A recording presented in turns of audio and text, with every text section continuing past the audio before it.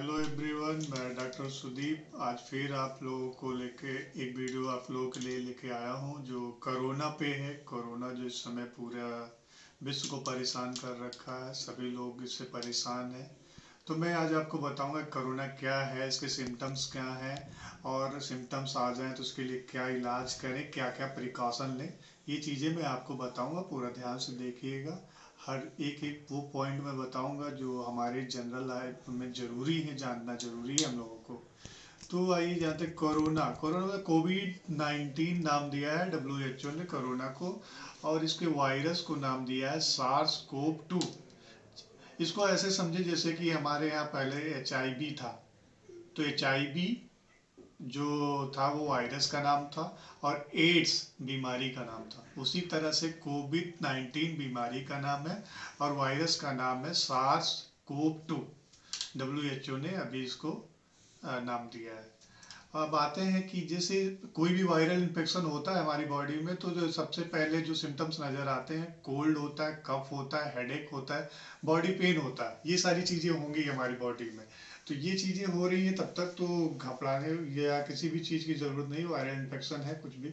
अगर जो इसके अलावा कुछ सिम्टम नज़र आते हैं तब आपको थोड़ा सा अपने को अलर्ट होने की ज़रूरत है और मेडिकल उसमें जा वो चीज़ें ये हैं जैसे कफ, कोल्ड और हमारा हेडेक, बॉडी पेन हो रहा है। उसके अलावा अगर जो हमें ब्रीथलेसनेस हो रही है, निमोनिया के सिम्टम्स आ रहे हैं, सांस लेने में दिक्कत हो रही है, हमारे सीने में प्रेशर फील हो रहा है, दबाव फील हो रहा है, हमारे लिप्स ब्लू हो रहे हैं, तो हमें जो है अपने वो डॉक्टर को इन्फॉर्म करना, मेडिकल टीम को इन्फॉर्म करना है।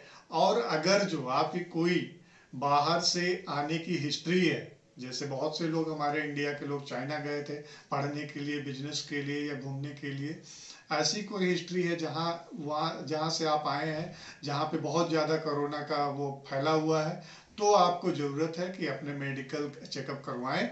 या हमारे इंडियन गवर्नमेंट ने बहुत से हमारे वो टोल फ्री नंबर दिए हुए हैं, उन पे आप कॉल करें, पूरी मेडिकल टीम आएगी आपको चेक करने के लिए। आपके गले से स्वैब निकालेंगे और स्वैब लेके जाएंगे और उसको लैब टेस्ट के लिए भेजेंगे।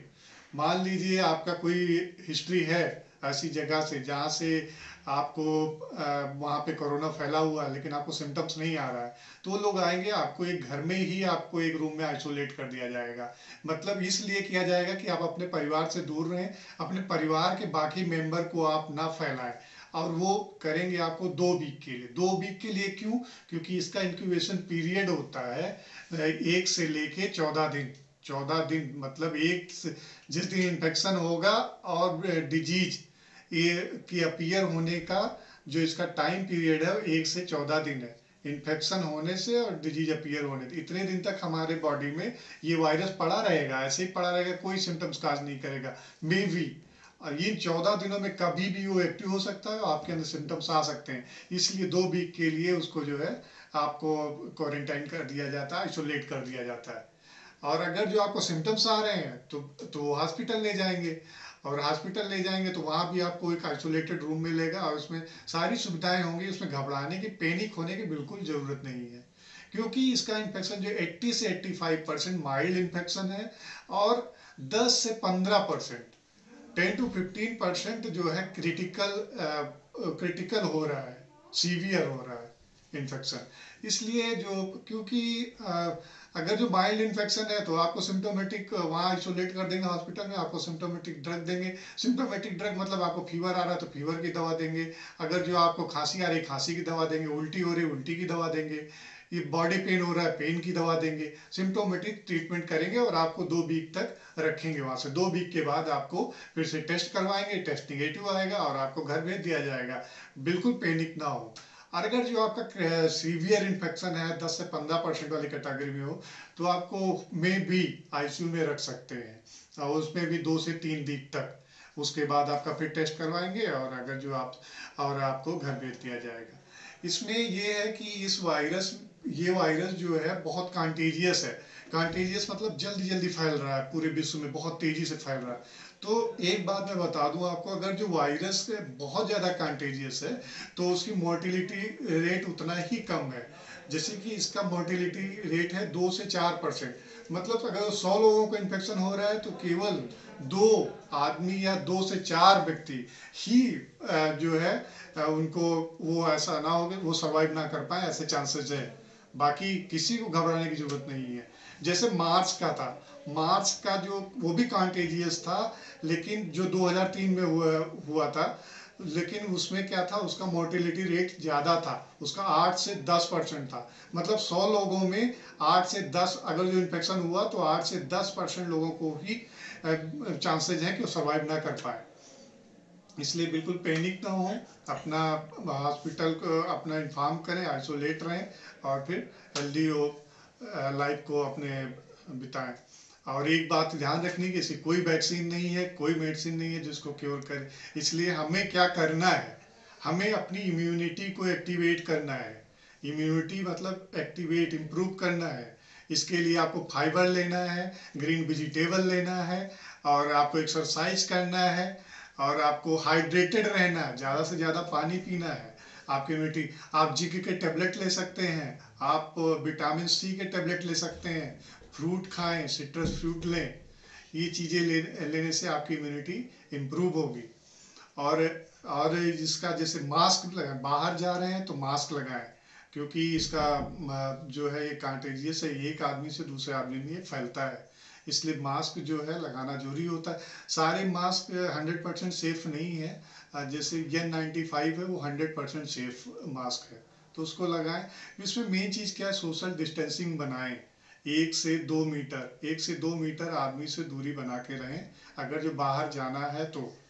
और ये इसका वायरस क्या है कि ये ज़्यादा देर तक हवा में नहीं रुकता वायरस। अगर जो मान लीजिए किसी को इन्फेक्शन है तो उसने खांसा या छींका तो ये 1 से 1.5 मीटर तक जाएगा, उसके बाद फिर ये ज़मीन पे आके गिर जाएगा। तो इसलिए एयर में ज़्यादा देर तक नहीं रह पाता, ये ज़मीन पे ही रहता है। तो इसलिए जो है इसको ये करें, बाहर से अगर जो कहीं से आ रहे हैं तो आप नहा लें, हाथ को 4-5 बार आपको धुलना है, सैनिटाइज करना, ऐसा सैनिटाइजर यूज करें जिसमें 60% अल्कोहल हो, ऐसे सैनिटाइजर का यूज करें। और 4 से 5 बार अपने हैंड को वॉश करें। अगर जो बाहर से कहीं से आ रहे हैं तो आप नहा भी सकते हैं, कपड़े बदलें अपने, ऐसे आप सेफ रहेंगे। और जो जैसे भीड़ में ना जाएं, हाथ ना मिलाएं, भीड़ से दूरी बनाएं, भीड़ में ना जाएं, 2 मीटर की दूरी बनाएं किसी भी व्यक्ति से, किसी भी ह्यूमन से। इसमें यही आपके पास, यही आपको काम आएगा।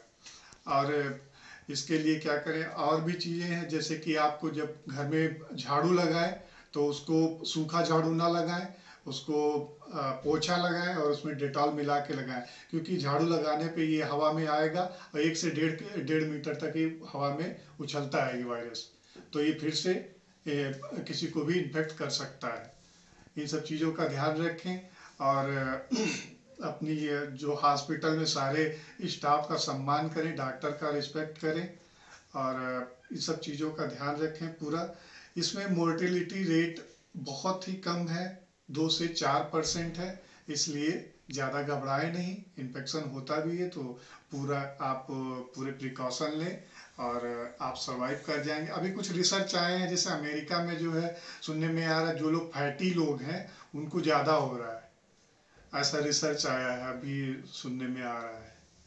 तो इन सब चीज़ों का ध्यान रखें, प्रिकॉशन लें, इम्यूनिटी को इम्प्रूव करें, अपनी इम्यूनिटी को बढ़ाएं, और इससे आपको रिलीफ मिलेगा।